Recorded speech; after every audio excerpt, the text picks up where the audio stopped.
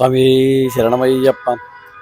കേരള സമ്പ്രദായ പ്രകാരം തന്ത്ര സമുച്ചയ വിധി, ആ തന്ത്ര സമുച്ചയ വിധി പ്രകാരം ഒരു ദേവാലയം നിർമ്മിക്കണമെങ്കിൽ ഫസ്റ്റിലെ ദേവാലയ സ്ഥാനം കണ്ടെത്തി അവിടെ ഒരു ദേവാലയ നിർമ്മാണ സംബന്ധമായ കാര്യക്രമങ്ങളെല്ലാം ചെയ്യും. അത് അപ്പുറം വിഗ്രഹം, അയ്യപ്പസ്വാമിയുടെ വിഗ്രഹം പഞ്ചലോഹത്തിൽ നിർമ്മാണം ചെയ്ത് കമ്മത്ത് വെച്ച് തന്നെ അത് റെഡിയാക്കി എല്ലാം ശരിയാക്കി വെച്ചിട്ടുണ്ട്.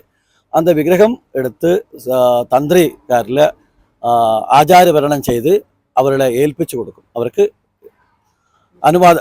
പ്രതിഷ്ഠിക്കാനുള്ള അനുവാദം കൊടുക്കും.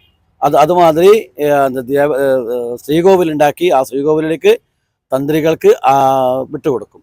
അത് അപ്പുറം ഓരോരോ കാര്യങ്ങൾ, ശുദ്ധി മുതലായ പുണ്യാഹം, സ്ഥലശുദ്ധി, വാസ്തുബലി തുടങ്ങിയ ക്രിയകൾ എല്ലാം തന്ത്ര സമുച്ചയ പ്രകാരം പറഞ്ഞിരിക്കുന്ന വിധിപ്രകാരം എല്ലാ കർമ്മങ്ങളും ചെയ്യും.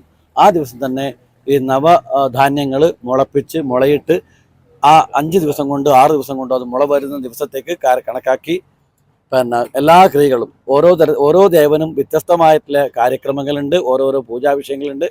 അതുപോലെ ശാന്തി ഹോമങ്ങളുണ്ട്. സ്വശാന്തി, അത്ഭുതശാന്തി, നാശാന്തി, ചോരശാന്തി തുടങ്ങിയ ശാന്തി ഹോമങ്ങൾ. അതുപ്രകാരം ഗണപതി ഹോമം, എല്ലാ ദിവസവും ഗണപതി ഹോമം, ദേവീ പൂജ, ഇങ്ങനെയുള്ള ഓരോരോ കർമ്മങ്ങളും നടത്തി ഇന്നേക്ക് ആ ബിംബം ജലാധിവാസം ചെയ്ത് നേത്രോന്മിലനം ചെയ്ത് ജലാധിവാസം ചെയ്ത് നിത്യേന പൂജാതി വിഷയങ്ങളൊക്കെ നടത്തി ഇന്ന് ശയ്യാപൂജ, തത്വ